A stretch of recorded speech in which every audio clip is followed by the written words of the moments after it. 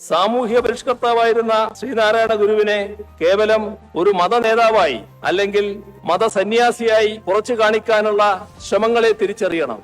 മാനവികതയുടെ മഹാസന്ദേശമാണ് ഗുരു നൽകിയത്. ജാതീയതയുടെ സങ്കുചിത സന്ദേശമല്ല. പ്രാർത്ഥനയല്ല, പ്രവൃത്തിയെ സാമൂഹ്യ മാറ്റം വരുത്തൂ എന്ന് ഗുരു പഠിപ്പിക്കുകയായിരുന്നു. ഗുരുവിന് മതമില്ല എന്ന് മനസ്സിലാക്കണം. ഗുരുവിന് ജാതിയില്ല എന്ന് മനസ്സിലാക്കണം. ഗുരു എന്തിനൊക്കെ വേണ്ടി നിലകൊണ്ടോ അതിനൊക്കെ എതിരായ പക്ഷത്തേക്ക് ഗുരുവിനെ തട്ടിയെടുത്ത് കൊണ്ടുപോയി പുനഃപ്രതിഷ്ഠിക്കാനുള്ള ശ്രമങ്ങളുണ്ടാവും. ഗുരു എന്തിനൊക്കെ എതിരെ പൊരുതിയോ അതിന്റെയൊക്കെ വക്താവായി ഗുരുവിനെ അവതരിപ്പിക്കാനുള്ള ശ്രമങ്ങളുണ്ടാവും. ശ്രീനാരായണ ഗുരു സനാതന ധർമ്മത്തിന്റെ വക്താവോ പ്രയോക്താവോ ആയിരുന്നില്ല. മറിച്ച് ആ ധർമ്മത്തെ ഉടച്ചുവാർത്ത് പുതിയ കാലത്തിനായുള്ള ഒരു നവയുഗ ധർമ്മത്തെ വിളംബരം ചെയ്ത സന്യാസി വര്യനായിരുന്നു. ഇന്നും ഇടക്കിടക്ക് ഇന്ത്യൻ രാഷ്ട്രീയത്തിൽ മുഴങ്ങിക്കേൾക്കുന്ന വാക്കാണ് സനാതന ഹിന്ദുത്വം. രാജാധിപത്യത്തിനും വർഗീയാധിപത്യത്തിനും ഒരുപോലെ പ്രിയപ്പെട്ടതാകുന്നു ഈ വാക്ക് എന്നത് ശ്രദ്ധിക്കണം. എന്നിട്ടും ഗുരു മതാചാര്യനാണെന്ന് പറഞ്ഞാലോ? ഇന്നത്തെ ഈ പരിപാടിയിൽ വളരെ പ്രധാനപ്പെട്ട ഒരു സാമൂഹിക ഇടപെടൽ, അതിൻ്റെ ഭാഗമായുള്ള ഒരു സന്ദേശം ആദരണീയനായ സച്ചിദാനന്ദ സ്വാമിയിൽ നിന്നും ഉണ്ടായിട്ടുണ്ട്. ഞാനത് പ്രത്യേകമായി എടുത്തു പറയുന്നത്, നമ്മുടെ മാധ്യമങ്ങൾ സാധാരണ ഇത്തരം കാര്യങ്ങളെല്ലാം ശ്രദ്ധിക്കുക, മറ്റെന്തെങ്കിലും വിവാദത്തിന് അവസരം ഉണ്ടോ നോക്കി നടക്കുകയാണ് ചെയ്യുക. അവരെ ഓർമ്മിപ്പിക്കാനാണ്. അദ്ദേഹം പറഞ്ഞ ഏറ്റവും പ്രധാനപ്പെട്ട സാമൂഹിക പ്രാധാന്യമുള്ള ഇനം നമ്മുടെ ആരാധനാലയങ്ങളിൽ ഉടുപ്പൂരിയെ കടക്കാൻ പാടുള്ളൂ എന്ന ഒരു നിബന്ധന പൊതുവെ കാണാൻ കഴിയും. അതിനാണ് കാലാനുസൃതമായ മാറ്റം. അത് ശ്രീനാരായണ ഗുരുവിൻ്റെ സൽപാരമ്പര്യം ഉയർത്തിപ്പിടിച്ചുകൊണ്ട് തന്നെ ഇവിടെ സമൂഹത്തിന് മുന്നിൽ നിർദ്ദേശമായി ബഹുമാനായ സച്ചിദാനന്ദ സ്വാമി വെച്ചിട്ടുള്ളത്. ഇത് വളരെ പ്രധാനപ്പെട്ട ഒരു സാമൂഹിക ഇടപെടലായി മാറാൻ സാധ്യതയുണ്ട്. ഈ വഴിക്ക് നമ്മുടെ പല ആരാധനാലയങ്ങളും നാളെ വരുമെന്ന കാര്യം ഉറപ്പാണ്. ആരെയും നിർബന്ധിക്കേണ്ടതില്ല. പക്ഷേ നമ്മുടെ നാട്ടിൽ നിലനിന്ന പല ആചാരങ്ങളും കാലാനുസൃതമായി മാറിയിട്ടുണ്ട് എന്നത് വസ്തുതയാണ്. അതിന് ഫലപ്രദമായി നേതൃത്വം കൊടുക്കുന്ന നിലയാണ് ശിവഗിരി മഠത്തിൻ്റെ ഭാഗത്തുണ്ടായിട്ടുള്ളത്. ശ്രീനാരായണ ബന്ധമുള്ള ആരാധനാലയങ്ങളെല്ലാം ഈ നിലയാണ് സ്വീകരിച്ചു പോവുക എന്ന് അദ്ദേഹം പറഞ്ഞത്. അത് ശ്രീനാരായണ ബന്ധമുള്ള ആരാധനാലയങ്ങൾ മാത്രമായിരിക്കില്ല, മറ്റ് ആരാധനാലയങ്ങൾ കൂടി ആ മാതൃക പിന്തുടരാനിടയാക്കും എന്നാണ് പ്രതീക്ഷിക്കുന്നത്. ഈ സമ്മേളനം നടക്കുന്ന ഘട്ടം വൈക്കം സത്യാഗ്രഹം, ആലുവ സർവമത സമ്മേളനം, ഇവയുടെയൊക്കെ അനുഭവമെടുത്താൽ കേരളത്തിൻ്റെ നവോത്ഥാന ചരിത്രത്തെ സമ്പുഷ്ടമാക്കിയ സുപ്രധാന സംഭവങ്ങളാണ്. ആ സംഭവങ്ങളുടെ ശതാബ്ദി ഘട്ടമാണ് ഇത് എന്ന് നമുക്ക് ഏവർക്കും അറിയാം. ആ ചരിത്ര സംഭവങ്ങൾ മുന്നോട്ട് വെച്ച ആശയങ്ങളും അവയുടെ പശ്ചാത്തലത്തിൽ ഒരു നൂറ്റാണ്ട് മുൻപ് മഹാനായ ഗുരു ഉദ്ബോധിപ്പിച്ച കാര്യങ്ങളും എല്ലാം ഏറെ പ്രസക്തമായി തുടരുന്ന അത്തരമൊരു കാലത്താണ് ഈ സമ്മേളനം നടക്കുന്നത് എന്ന് നാം ഓർക്കണം. ലോകത്തിൻ്റെ പല ഭാഗങ്ങളിലും മതത്തിൻ്റെ പേരിലുള്ള ചിന്തകൾ തീവ്രവാദത്തിലേക്കും ഭീകരവാദത്തിലേക്കും നീങ്ങുന്നതിൻ്റെ റിപ്പോർട്ടുകളാണ് നിത്യേന പുറത്തു വരുന്നത്. വംശീയ വേർതിരിവുകളാലും അതിൻ്റെ അടിസ്ഥാനത്തിലുള്ള സംഘർഷങ്ങളാലും ലോകത്തിൻ്റെ പല ഭാഗങ്ങളിലും ചോരപ്പുഴകൾ ഒഴുകുന്നുണ്ട്. പിഞ്ചു കുഞ്ഞുങ്ങൾ, സ്ത്രീകൾ, പാവപ്പെട്ട സാധാരണക്കാരായ ഒരുപാട് ആളുകൾ ഇതിൻ്റെ ഭാഗമായി ജീവൻ വെടിയേണ്ട അവസ്ഥ പോലും വന്നു ചേരുന്നുണ്ട്. മനുഷ്യർക്ക് വംശീയമായ വിദ്വേഷത്തിൻ്റെ തീജ്വാലകളിൽ നിന്ന് രക്ഷപ്പെടുന്നതിന് ആ പ്രദേശത്തു നിന്ന് തന്നെ കൂട്ടപ്പലായനം ചെയ്യുകയാണ്, ഓടിപ്പോവുകയാണ് ജീവൻ രക്ഷിക്കാനുള്ള വ്യഗ്രതയിൽ. ഇവിടെ എല്ലായിടത്തും ചോർന്നു പോകുന്നത് മനുഷ്യത്വമാണ്. അത് പാലസ്തീനിലായാലും അഫ്ഗാനിസ്ഥാനിലായാലും മണിപ്പൂരിലായാലും മറ്റെവിടെയായാലും ഓരോ വംശീയ സംഘർഷവും മുറിവേൽപ്പിക്കുന്നത് മനുഷ്യത്വത്തിനാണ്. ചോർന്നു പോകുന്ന മനുഷ്യത്വം മനുഷ്യരിൽ ഉൾച്ചേർക്കുവാൻ എന്താണ് വഴി? അത്തരമൊരു ആലോചനയിലേക്ക് നാം കടന്നാൽ ഗുരു സന്ദേശങ്ങൾക്കുള്ള പ്രസക്തി കൂടുതൽ വ്യക്തമായി വരും. ജാതിയുടെയും മതത്തിൻ്റെയും വംശത്തിൻ്റെയും പേരിൽ അക്രമം നടത്തുന്നവരിലേക്ക് പല മതസാരവും ഏകം എന്ന സന്ദേശം എത്തിക്കാൻ കഴിഞ്ഞാൽ അത് വലിയ തോതിൽ മാറ്റങ്ങൾ സൃഷ്ടിക്കും.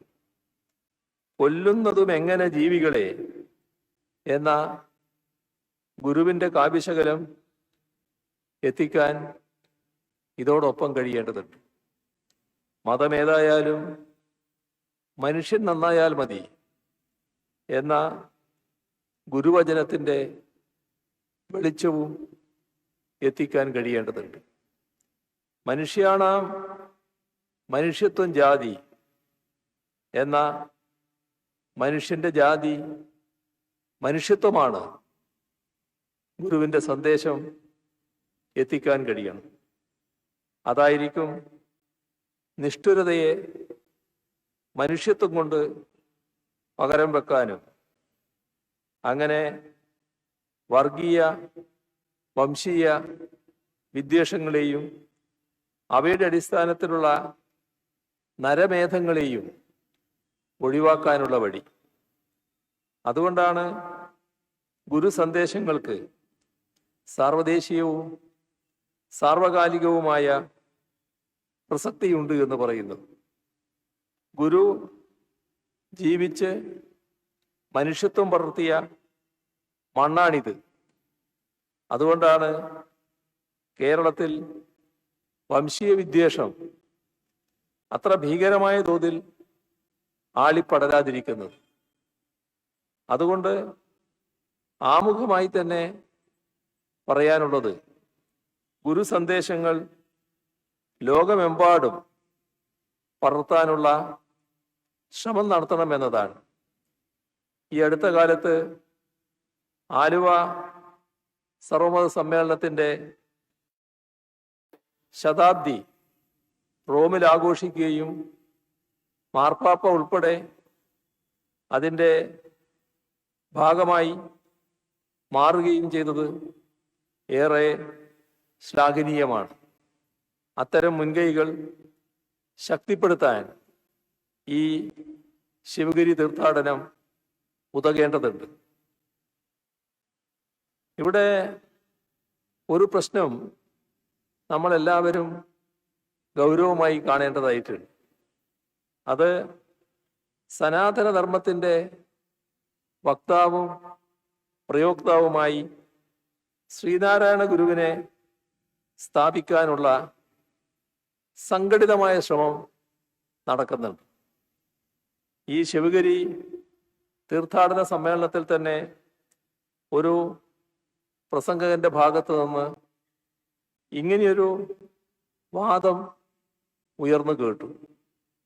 ഗുരു ശിവഗിരി തീർത്ഥാടനത്തെക്കുറിച്ച് സങ്കല്പിച്ചത് തന്നെ സംവാദങ്ങളുടെ വേദിയായിട്ട് കൂടിയാണ്.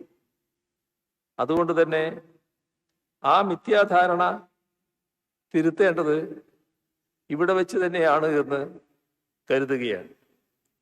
ശ്രീനാരായണ ഗുരു സനാതനധർമ്മത്തിൻ്റെ വക്താവോ പ്രയോക്താവോ ആയിരുന്നില്ല.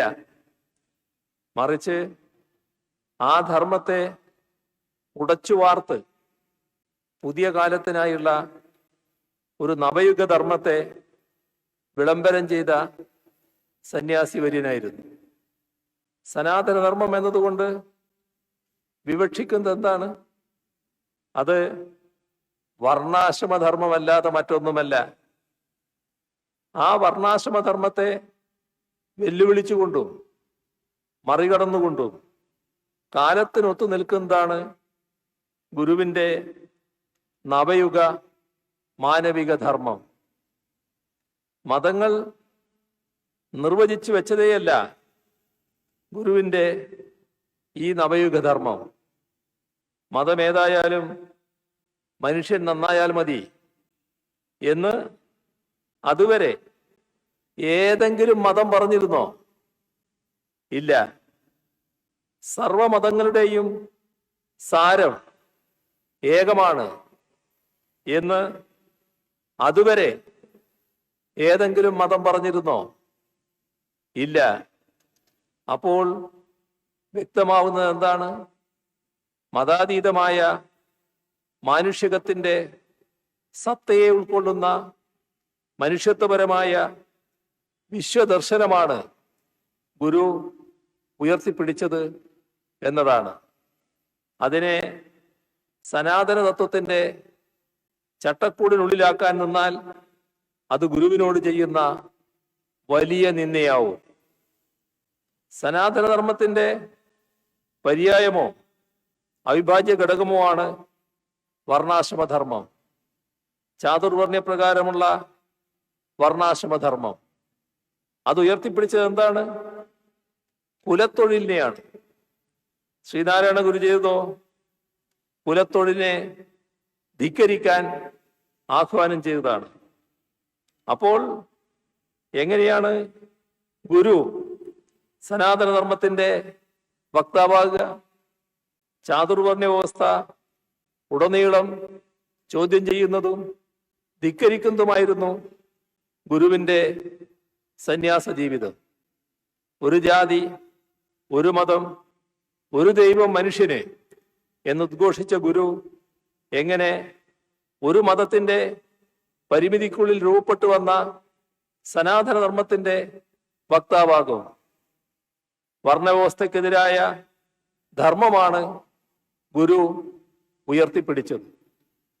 സനാതനധർമ്മത്തെ അനുസരിക്കുന്നതും സംശയത്തോടെ കാണുന്നതും വെല്ലുവിളിച്ച് ധിക്കരിക്കുന്നതുമായ 3 ധാരകൾ ഇന്ത്യയിൽ ഉണ്ടായിട്ടുണ്ട്. ഇതിലെ 3ാമത്തെ ധാരയുടെ പ്രതിനിധിയാണ് ഗുരു. ഗോത്രവ്യവസ്ഥ പിൻവാങ്ങി വർണ്ണവ്യവസ്ഥ വരുന്ന കാലമാറ്റത്തിന്റെ ഘട്ടത്തിലുണ്ടായ സാംസ്കാരിക ഉൽപ്പന്നമാണ് മഹാഭാരതം. അതുപോലും എന്താണ് ധർമ്മം എന്ന ചോദ്യത്തിന് കൃത്യമായ ഉത്തരം പറയാതെ സംശയത്തിന്റെ ചോദ്യചിഹ്നമുയർത്തി പിൻവാങ്ങുന്നതേയുള്ളൂ. ധർമ്മയുദ്ധം നടത്തി എന്ന് പറയുന്ന ധർമ്മപുത്രർ ഉടലോടെ സ്വർഗത്തിൽ ചെന്നു. അപ്പോൾ അതുവരെ അധർമ്മത്തിന്റെ യുദ്ധം നടത്തിയെന്ന് ആരോപിക്കപ്പെട്ട ദുര്യോധനെ അവിടെ കാണുന്നു. സ്വർഗത്തിൽ പോകാനുള്ള നന്മ കൗരവർ ചെയ്തതായി സൂചിപ്പിക്കുന്നിടത്ത് ധർമ്മത്തെക്കുറിച്ച് മഹാഭാരതം തന്നെ സന്ദേഹമല്ലേ ഉണർത്തുന്നത്? ആ സന്ദേഹം പിന്നെ ചോദ്യം ചെയ്യലായി വളർന്നു. ആ ചോദ്യം ചെയ്യൽ ഏറ്റവും ശക്തമായി നടത്തിയത് നമ്മുടെ ഗുരുവാണ് എന്നതാണ് സത്യം. സനാതനധർമ്മത്തിന്റെ രാഷ്ട്രം എന്ന് പ്രഖ്യാപിച്ചുകൊണ്ടാണ് മാർത്താണ്ഡവർമ്മ പല പരിഷ്കാരങ്ങളും തിരുവിതാംകൂറിൽ വരുത്തിയത്. ഇന്നും ഇടക്കിടക്ക് ഇന്ത്യൻ രാഷ്ട്രീയത്തിൽ മുഴങ്ങിക്കേൾക്കുന്ന വാക്കാണ് സനാതന ഹിന്ദുത്വം. രാജാധിപത്യത്തിനും വർഗീയാധിപത്യത്തിനും ഒരുപോലെ പ്രിയപ്പെട്ടതാകുന്നു ഈ വാക്ക് എന്നത് ശ്രദ്ധിക്കണം. സനാതന ഹിന്ദുത്വം എന്ന വാക്കിലൂടെ സ്ഥാപിച്ചെടുക്കാൻ ശ്രമിക്കുന്നത് ബ്രാഹ്മണാധിപത്യത്തിന്റെ പഴയ രാജവാഴ്ചക്കാലമാണ്. ഇതിൽ പരം എന്തു തെളിവാണ് വേണ്ടത്?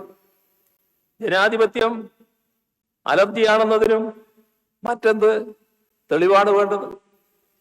സനാതന ഹിന്ദുത്വം എന്നത് അതിമഹത്വവും അഭിമാനകരവുമായ എന്തോ ഒന്നാണ് എന്നും അതിൻ്റെ പുനഃസ്ഥാപനമാണ് എല്ലാ സാമൂഹ്യ പ്രശ്നങ്ങൾക്കുമുള്ള ഏക പോംവഴി എന്നുമുള്ള വാദം ശക്തിപ്പെടുന്ന കാലമാണിത്. ഇതിൻ്റെ മുഖ്യ അടയാളവാക്യമായി അവർ ഉയർത്തിക്കാട്ടുന്നത് ലോകാ സമസ്തോ സുഖിനോ ഭവന്തു എന്ന ആശയവാക്യമാണ്. ലോകത്തിനാകെ സുഖമുണ്ടാവട്ടെ എന്നതാണ് ഇതിൻ്റെ അർത്ഥം. ഇത് ഒരു വിധത്തിലും എതിർക്കപ്പെടേണ്ടതല്ലല്ലോ. ഏറ്റവും ഉദാത്തമായ ഒരു സങ്കല്പമാണല്ലോ. ലോകത്ത് ഇത്ര ശ്രേഷ്ഠമായ ഒരടയാളവാക്യം മുന്നോട്ട് വെച്ചത് ഹിന്ദുത്വം മാത്രമല്ലേ? ഇതൊക്കെയാണ് ഉയർത്തുന്ന വാദങ്ങൾ. ഈ വാദം ആവർത്തിക്കുന്നവർ ഇതിന് തൊട്ടു മുൻപുള്ള വരി ബോധപൂർവം മറച്ചു വെക്കുന്നുണ്ട്. ഗോ ബ്രാഹ്മണേഭ്യോ ശുഭമസ്തു നിത്യം. ഗോ ബ്രാഹ്മണേഭ്യോ ശുഭമസ്തു നിത്യം. ഇതാണ് തൊട്ടു മുൻപുള്ള ആ വരി. എന്ന് പറഞ്ഞാൽ ഗോവിനും, അതായത് പശുവിനും, ബ്രാഹ്മണനും സുഖമുണ്ടാവട്ടെ എന്നർത്ഥം. ഇതൊന്ന് ചേർത്ത് വായിക്കുക. അങ്ങനെ വന്നാൽ അതിന്റെ അർത്ഥം നമുക്ക് മനസ്സിലാകും. പശുവിനും ബ്രാഹ്മണനും സുഖമുണ്ടായാൽ ലോകത്തിനാകെ സുഖമായി. എത്രയധികം ചേർന്നു പോകുന്നു. ലോകാസമസ്തോ സുഖിനോ ഭവന്തു എന്ന സനാതനത്വത്തിന്റെ മുദ്രാവാക്യവും ഇന്നത്തെ പശു കേന്ദ്രീകൃത ബ്രാഹ്മണ കേന്ദ്രീകൃത രാഷ്ട്രീയവും എന്ന് നോക്കുക. അക്കാലത്ത് നിലനിന്ന സാമൂഹ്യ അനീതികളൊക്കെ ഇന്ന് മാഞ്ഞുപോയി എന്ന് കരുതാനാവുമോ? അതൊക്കെ പല രൂപങ്ങളിൽ ഇന്നും നിലനിൽക്കുന്നുണ്ട്. അന്ന് രാഷ്ട്രീയാധികാരത്തിന്റെ രക്ഷാകർതൃത്വം അതിനുണ്ടായിരുന്നു. ആ രക്ഷാകർതൃത്വം ഇന്നുമുണ്ട്. അതുകൊണ്ടാണ് രാജ്യത്തിന്റെ പല ഭാഗങ്ങളിൽ, ഗ്രാമങ്ങളിൽ ഇന്നും ദളിതരും പിന്നോക്കക്കാരും ന്യൂനപക്ഷങ്ങളും പീഡിപ്പിക്കപ്പെടുന്നത്. അതുകൊണ്ടാണ് ആ പീഡകരൊക്കെ നിയമവ്യവസ്ഥക്ക് മുന്നിൽ നിന്ന് രക്ഷപ്പെടുന്നതും. അതിനൊക്കെ സംരക്ഷണമേകുന്നവരുടെ വാദമാണ് സനാതന ധർമ്മവാദം. അതായിക്കോട്ടെ, പക്ഷേ ഗുരുവിനെ അതുമായി ചേർത്ത് വെക്കേണ്ട കാര്യമില്ല. ഒരാശയത്തെ നമ്മൾ പിന്തുടരേണ്ടത് ലോകത്തിനാകെ വെളിച്ചം പകരുകയും ആ ആശയം ലോകത്തിനാകെ വെളിച്ചം പകരുകയും അത് മനുഷ്യ ജീവിതങ്ങളെ മെച്ചപ്പെടുത്തുകയും ചെയ്യുമ്പോഴാണ്. ആ ആശയം കാരണം മനുഷ്യൻ ദുഃഖിക്കാനും കഷ്ടപ്പെടാനും തുടങ്ങുന്നുവെങ്കിൽ അതിനെ സ്വാഭാവികമായും അകറ്റി നിർത്തണം. അങ്ങനെ എത്രയെത്ര ആശയങ്ങളാണ് കാലത്തിനൊപ്പം നവീകരിക്കപ്പെടാത്തത് കൊണ്ട് വിസ്മൃതിയിൽ ആണ്ടുപോയത്. എന്നാൽ ശ്രീനാരായണ ഗുരുവിന്റെ ആശയങ്ങൾ അദ്ദേഹം ജനിച്ചു ജീവിച്ച സഹസ്രാബ്ദത്തെയും കടന്ന് ലോകത്തിനാകെ വെളിച്ചം പകരുകയാണ്. അതിലുണ്ട് ശ്രീനാരായണ ഗുരുവിന്റെ മഹത്വം. ആ യുഗപ്രഭാവന്റെ ആശയങ്ങൾ ഉൾക്കൊണ്ട് നടത്തപ്പെടുന്ന ശിവഗിരി തീർത്ഥാടനവും അങ്ങനെ മഹത്വമാർജിക്കുന്നു. എന്തിനു വേണ്ടിയാണ് ശിവഗിരി തീർത്ഥാടനം? ഇക്കാര്യത്തിൽ ഗുരുവിന് വ്യക്തമായ ധാരണയുണ്ടായിരുന്നു. ശ്രീബുദ്ധന്റെ അഷ്ടാംഗമാർഗം പോലെ 8 കാര്യങ്ങൾ ഗുരുവും നിർദ്ദേശിക്കുകയുണ്ടായി. വിദ്യാഭ്യാസം, ശുചിത്വം, ഈശ്വരഭക്തി, സംഘടന, കൃഷി, കച്ചവടം, കൈത്തൊഴിൽ, സാങ്കേതിക പരിശീലനം. ഇങ്ങനെ 8 കാര്യങ്ങളാണ് ഓരോ ശിവഗിരി തീർത്ഥാടകനും ലക്ഷ്യമായി കരുതേണ്ടത് എന്ന് ഗുരു പറഞ്ഞു. അപ്പോൾ അത് സ്വസമുദായത്തിന്റെ അഭിവൃദ്ധി മാത്രമല്ല, സമൂഹത്തിന്റെ മൊത്തത്തിലുള്ള വികസനമാണ് ഗുരു ലക്ഷ്യമാക്കിയത്. അറിവ് നേടാനും സാമ്പത്തികമായി സ്വാശ്രയത്തിലെത്താനുമാണ് ഗുരു ഉപദേശിച്ചത്. സാങ്കേതിക ജ്ഞാനമടക്കം നേടണമെന്ന് അന്നേ ഗുരു പറഞ്ഞു. എത്ര വലിയ ദീർഘദർശിത്വമാണ് അതിലുള്ളത്! ഗുരു ചൂണ്ടിക്കാണിച്ച പാതയിൽ സഞ്ചരിക്കാനാണ് കേരളം ഇപ്പോൾ ശ്രമിച്ചുകൊണ്ടിരിക്കുന്നത്. നമ്മുടെ വിദ്യാഭ്യാസ മേഖലയെ ലോകോത്തര നിലവാരത്തിലേക്ക് ഉയർത്താനുള്ള ശ്രമമാണ് നടക്കുന്നത്. അതോടൊപ്പം കാർഷിക രംഗം സ്വയം പര്യാപ്തതയിലേക്ക് നയിക്കാവുന്ന മേഖലകളെല്ലാം ആ രീതിയിലേക്ക് ഉയർത്താനുള്ള ശ്രമം നടക്കുന്നു. നാളെ മുതൽ മാലിന്യ നിർമ്മാർജ്ജനവുമായി ബന്ധപ്പെട്ടുള്ള വലിയ തോതിലുള്ളൊരു ക്യാമ്പയിൻ നാടാകെ ഏറ്റെടുക്കുകയാണ്. മഹാനായ ഗുരു ശുചിത്വത്തിന് ഏറ്റവും അധികം പ്രാധാന്യമാണ് കൽപ്പിച്ചത്. വിദ്യാഭ്യാസവും വ്യവസായവും തമ്മിലുള്ള ജൈവികമായ ബന്ധം രൂപപ്പെടുത്തി നാം മുന്നോട്ട് പോകാൻ ശ്രമിക്കുകയാണ്. അങ്ങനെ ഗുരു തെളിച്ച പാതയിലൂടെ മുന്നേറാനാണ് കേരളം ശ്രമിക്കുന്നത് എന്ന് കാണാൻ നമുക്ക് കഴിയും. മനുഷ്യത്വത്തിന്റെ മഹത്തായ സന്ദേശം ലോകത്താകെ പടർത്തിയ തീർത്ഥാടന കേന്ദ്രമാണ് ശിവഗിരി. കാലത്തിൻ്റെയും ലോകത്തിൻ്റെയും മനുഷ്യ മനസ്സുകളുടെയും ഇരുളടഞ്ഞ കോണുകളിലേക്കാണ് വെളിച്ചം ശിവഗിരിയിൽ നിന്ന് പടർന്നു കയറിയത്. ആ വെളിച്ചം കാലത്തെ മാറ്റിയെടുത്തു, ലോകത്തെ മാറ്റിയെടുത്തു, മനുഷ്യ മനസ്സുകളെയും മാറ്റിയെടുത്തു. ജാതിക്കും മതത്തിനും എല്ലാവിധ വർഗീയ ചേരിതിരിവുകൾക്കും അതീതമായ മഹത്വപൂർണമായ ആ സന്ദേശം ഉൾക്കൊള്ളാൻ വർഷം തോറും കൂടുതൽ കൂടുതൽ പേർ ശിവഗിരിയിലേക്ക് എത്തുന്നു. സത്യത്തിൽ ശിവഗിരി തീർത്ഥാടനം പൂർണ്ണമാവുന്നത് ശിവഗിരിയിലേക്ക് 10,000-കണക്കിന് ആളുകൾ ഒഴുകി എത്തുന്നിടത്തല്ല, മറിച്ച് ഇവിടേക്ക് എത്തുന്ന 10,000-ങ്ങൾ ശ്രീനാരായണ ഗുരുവിന്റെ കാരുണ്യപൂർവമായ മഹാസന്ദേശങ്ങൾ ഉൾക്കൊള്ളുന്നവരായി മാറണം. അവ ഉൾക്കൊണ്ട് മടങ്ങിപ്പോയി സ്വന്തം ജീവിതത്തിലും പൊതുജീവിതത്തിലും പകർത്തുന്നവരാവണം. ശിവഗിരിയിലേക്ക് കൂടുതൽ കൂടുതൽ ആളുകൾ വർഷം തോറും തീർത്ഥാടകരായി എത്തേണ്ടത് നല്ല കാര്യം തന്നെയാണ്. ഇത് അതോടൊപ്പം ശ്രീനാരായണ ഗുരുവിന്റെ മഹാസന്ദേശം അതിൻ്റെ പൂർണ്ണമായ അർത്ഥത്തിൽ അവരെ ആകെ ഉൾക്കൊള്ളിക്കാനുള്ള തീവ്രമായ ശ്രമവും ഇതോടൊപ്പം നടക്കേണ്ടതായിട്ടുണ്ട്.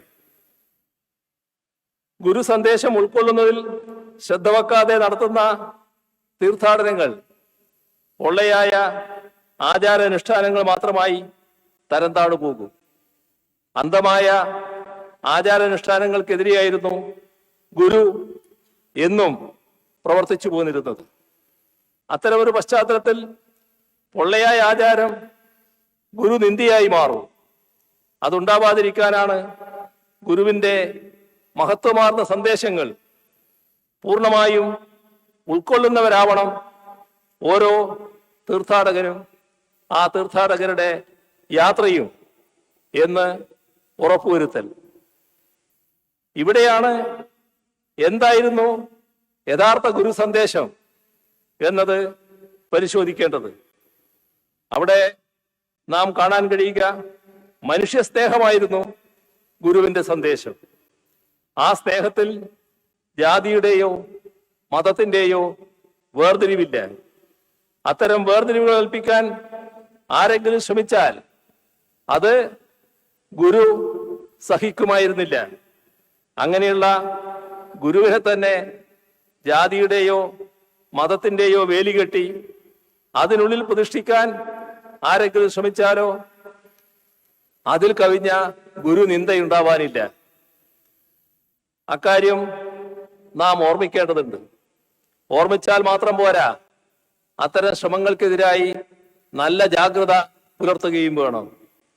ആ ജാഗ്രത ഉണ്ടായില്ലെങ്കിൽ ഗുരു എന്തിനൊക്കെ വേണ്ടി നിലക്കൊണ്ടോ അതിനൊക്കെ എതിരായ പക്ഷത്തേക്ക് ഗുരുവിനെ തട്ടിയെടുത്ത് കൊണ്ടുപോയി പുനഃപ്രതിഷ്ഠിക്കാനുള്ള ശ്രമങ്ങളുണ്ടാവും. ഗുരു എന്തിനൊക്കെ എതിരെ പൊരുതിയോ അതിൻ്റെയൊക്കെ വക്താവായി ഗുരുവിനെ അവതരിപ്പിക്കാനുള്ള ശ്രമങ്ങളുണ്ടാവും. അതുണ്ടായിക്കൂടാ. അത്തരം ദുർവ്യാഖ്യാനങ്ങൾ അനുവദിക്കില്ല എന്ന് ഉറച്ച് പ്രഖ്യാപിക്കാൻ കഴിയണം.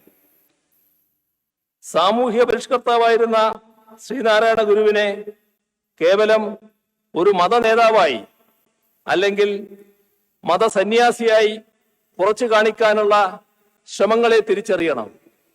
ഗുരുവിന് മതമില്ല എന്ന് മനസ്സിലാക്കണം. ഗുരുവിന് ജാതിയില്ല എന്ന് മനസ്സിലാക്കണം. ലോകത്ത് മനുഷ്യരായി പിറന്ന മുഴുവൻ ആളുകൾക്കും എല്ലാ കാലവും ഗുരുവായിരിക്കേണ്ട ഒരു മഹാവ്യക്തിത്വത്തെ നമ്മുടെ പരിമിതമായ കാഴ്ചവട്ടത്തിനുള്ളിലെ ഒരു ജാതിയിലോ മതത്തിലോ ആയി തളച്ചിടുന്നത് ശരിയാണോ എന്ന് ചിന്തിക്കണം. ഗുരുവിന്റെ ജാതി എന്താണ് എന്ന് ഒരാൾ ഒരിക്കൽ ഗുരുവിനോട് തന്നെ ചോദിക്കുകയുണ്ടായി. അതിന് ഗുരു കൃത്യമായി മറുപടി പറഞ്ഞു. ചരിത്രം കൃത്യമായി അത് രേഖപ്പെടുത്തിയിട്ടുണ്ട്. ഗുരുവിന്റെ വാചകം അതേ രീതിയിൽ ഞാൻ ഉദ്ധരിക്കുകയാണ്. നാം ജാതിഭേദം വിട്ടിട്ട് ഇപ്പോൾ ഏതാനും വത്സരങ്ങൾ കഴിഞ്ഞിരിക്കുന്നു. എന്നിട്ടും ചില പ്രത്യേക വിഭാഗക്കാർ നമ്മെ അവരുടെ വിഭാഗത്തിൽപ്പെട്ടവനായി വിചാരിക്കുന്നു. അക്കാരണത്താൽ പലർക്കും നമ്മുടെ വാസ്തവത്തിന് വിരുദ്ധമായ ധാരണക്കിടവന്നിട്ടുണ്ടെന്നും അറിയുന്നു. നാം ഒരു പ്രത്യേക ജാതിയിലോ മതത്തിലോ ഉൾപ്പെടുന്നില്ല. ഈ വസ്തുത പൊതുജനങ്ങളുടെ അറിവിലേക്കായി പ്രസിദ്ധം ചെയ്തിരിക്കുന്നു. ഇതാണ് ഗുരുവിൻ്റെതായി ചരിത്രം അടയാളപ്പെടുത്തിയിട്ടുള്ള വാക്കുകൾ. ഒരു സംശയത്തിനും ആ വാക്കുകൾ പഴുതു നൽകുന്നില്ല.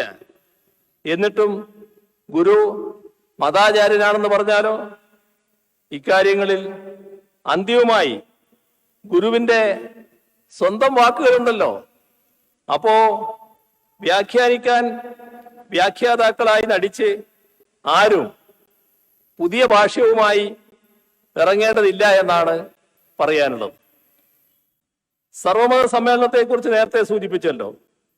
വാദിക്കാനും ജയിക്കാനുമല്ല, അറിയാനും അറിയിക്കുവാനാണ് ഈ സമ്മേളനം എന്ന് സമ്മേളന പന്തലിൽ എഴുതി വെച്ചു. എന്താണ് അതിനർത്ഥം? മതങ്ങൾ തമ്മിൽ കലഹിക്കരുത്, വാദിച്ച് കലഹിക്കരുത് എന്നത് തന്നെ. പല മതസാരവും ഏകം എന്ന് പഠിപ്പിച്ച ഗുരു ഇങ്ങനെ ചെയ്തില്ലെങ്കിലല്ലേ അത്ഭുതപ്പെടേണ്ടതുള്ളൂ. അങ്ങനെയുള്ള ഗുരുവിന്റെ സ്മൃതി തുടിച്ചു നിൽക്കുന്ന പവിത്രമായ സ്ഥലമാണ് ശിവഗിരി. ആ ശിവഗിരി എന്നും എല്ലാവർക്കും അവകാശപ്പെട്ടതായി തന്നെ തുടരണം. ജാതിഭേദം മതദ്വേഷം ഏതുമില്ലാതെ സർവരും സോദരത്വേന വാഴുന്ന മാതൃകാസ്ഥാനം എന്നതായിരുന്നല്ലോ ഗുരുവിന്റെ സങ്കല്പം. അരുവിപ്പുറമായാലും ചെമ്പഴന്തിയായാലും ശിവഗിരിയായാലും ഗുരുവുമായി ബന്ധപ്പെട്ട ഏത് സ്ഥാനവും സ്ഥാപനവും എല്ലാവർക്കുമായി എന്നും തുറന്നിരിക്കണം. ആ ആശയത്തിന്റെ അനുരണനങ്ങൾ കേരളത്തിന്റെ മുക്കിലും മൂലയിലും ഉണ്ടാകണം. ലോകമാകെ ശ്രദ്ധിക്കുന്ന മാതൃകാസ്ഥാനമായി ഈ നാട് തന്നെ മാറിത്തീരണം. ഒരു വശത്ത് സാമുദായികമായ അന്ധവിശ്വാസങ്ങൾക്കും അനാചാരങ്ങൾക്കുമെതിരെയുള്ള പ്രവർത്തനം, മറുവശത്ത് മദ്യപാനം പോലുള്ള ദുസ്വഭാവങ്ങൾക്കെതിരെയുള്ള പ്രവർത്തനം, ഇനിയും ഒരു വശത്ത് വിദ്യാഭ്യാസത്തിന് വേണ്ടിയും സ്വാശ്രയത്വത്തിന് വേണ്ടിയുമുള്ള പ്രവർത്തനം. ഈ മൂന്ന് പ്രവർത്തന പദങ്ങളെ ശ്രീനാരായണ ഗുരു സമന്വയിപ്പിച്ചു. ഇത് കാണാതെ ഗുരുവിനെ ആത്മീയതയുടെ അന്വേഷകൻ മാത്രമായി പരിമിതപ്പെടുത്തി കാണരുത്. ഏകാന്തമായ ഏതോ ഗുഹയിൽ പോയിരുന്ന് ജീവിതാന്ത്യം വരെ പ്രാർത്ഥിക്കുകയല്ല, മറിച്ച് ഈ സമൂഹത്തെ മാറ്റിമറിക്കാൻ സന്ദേശങ്ങൾ കൊണ്ടും പ്രവർത്തികൾ കൊണ്ടും ഗുരു ഇടപെടുകയായിരുന്നു. പ്രാർത്ഥനയല്ല, പ്രവൃത്തിയെ സാമൂഹ്യ മാറ്റം വരുത്തൂ എന്ന് ഗുരു പഠിപ്പിക്കുകയായിരുന്നു. സംഘടന കൊണ്ട് ശക്തരാകണം എന്ന മുദ്രാവാക്യം അക്കാലത്ത് എത്രമാത്രം പുരോഗമനപരമായിരുന്നു എന്നോർക്കുക. ഇക്കാലത്തും അത് വലിയ പ്രസക്തിയുള്ളതാണ്. മറ്റൊരു ഗുരുവും ഇങ്ങനെ പറഞ്ഞിട്ടില്ല എന്നതും നാം ഓർക്കണം.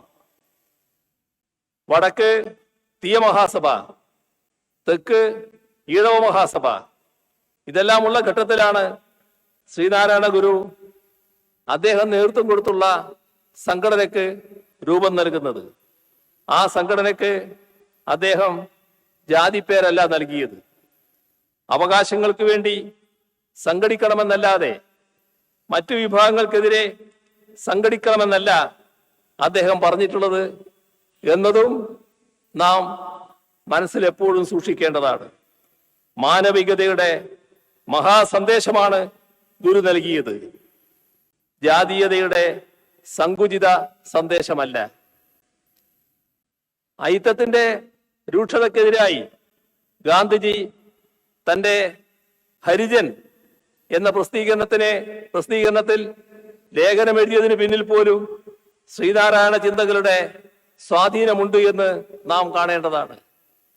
കാക്കിനട കോൺഗ്രസ് സമ്മേളനത്തിൽ ഐത്തോച്ചാടന പ്രമേയം വന്നതുപോലും ശ്രീനാരായണ ഗുരുവിന്റെ സ്വാധീനം കൊണ്ടാണ്.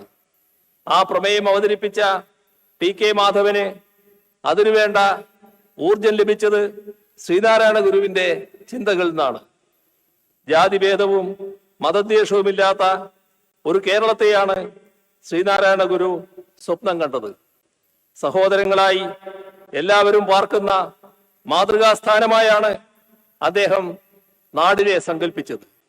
അത് സാക്ഷാത്കരിക്കാനുള്ള ശ്രമങ്ങളെ ദുർബലപ്പെടുത്താനുള്ള നീക്കം ഒരു ഭാഗത്തു നിന്നും ഉണ്ടായിക്കൂടാ. അങ്ങനെ ഉണ്ടായാൽ അതിനെ ചെറുത്തു തോൽപ്പിക്കും എന്ന ദൃഢപ്രതിജ്ഞയോടെ വേണം ഇവിടെ എത്തുന്ന ഓരോ തീർത്ഥാടകനും മടങ്ങുന്നത്. എന്നാൽ മാത്രമേ ശിവഗിരി തീർത്ഥാടനം അർത്ഥപൂർണമാവുകയുള്ളൂ എന്നുകൂടി ഓർമ്മിപ്പിച്ചുകൊണ്ട് നിറഞ്ഞ സന്തോഷത്തോടെ ഈ മഹാസമ്മേളനത്തിന്റെ ഔപചാരികമായ ഉദ്ഘാടനം നിർവഹിച്ചതായി അറിയിച്ചുകൊണ്ട് അവസാനിപ്പിക്കുന്നു. നിങ്ങൾക്ക് എൻ്റെ സ്നേഹാഭിവാദനങ്ങൾ.